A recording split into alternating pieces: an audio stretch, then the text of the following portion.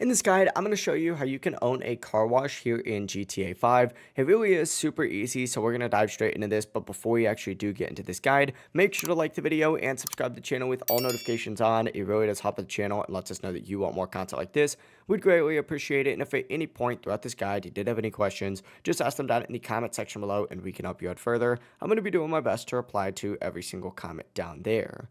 The first thing that you're going to want to do is open up your in-game phone, and once your phone is open, go ahead and open up the internet app.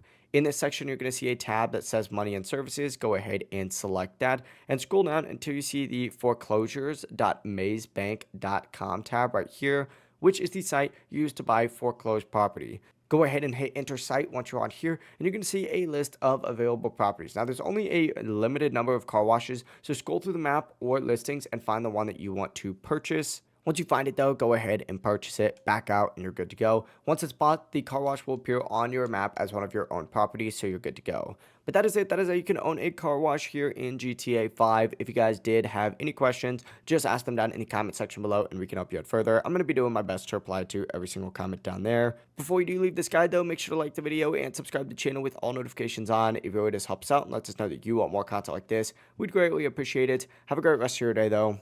Peace.